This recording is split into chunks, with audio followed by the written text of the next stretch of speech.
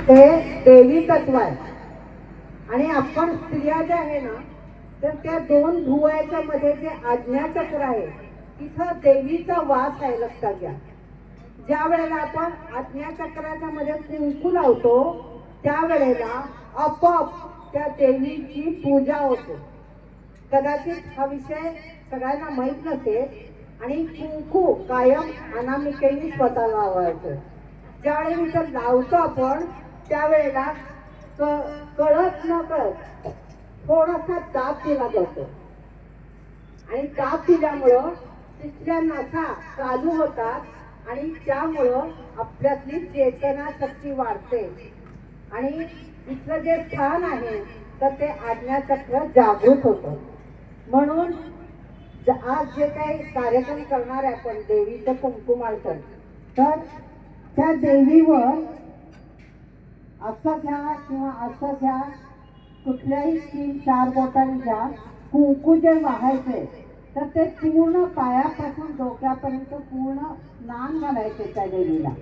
आणि नंतर हे कुंकू आहे ते आपण आपल्याला प्रसाद म्हणून मिळणार आहे. तर तो प्रसाद आहे तर तो ग्रहण करायचा. म्हणजे दररोज आपण हे कुंकू लावायचे.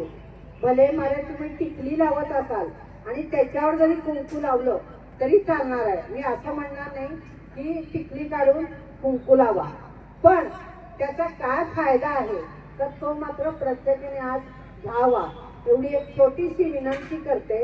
आणि मला इथे येऊन माझे 4 शब्द सांगण्याची संधी दिली त्याबद्दल गीताताईंचे आभार मानते. त्याचबरोबर आता कुंकुमार्चन कसं करायचं याविषयी कुलकर्णी मॅडम सांगतील. मी त्यांना विनंती करते की त्यांनी पुढच्या विषयाला सुरुवात करावी.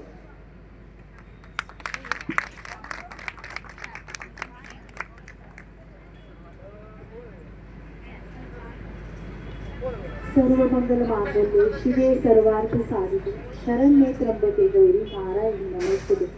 नमस्कार. प्रथमतः सर्वांना शारदीय नवरात्र उत्सवाच्या खूप खूप शुभेच्छा.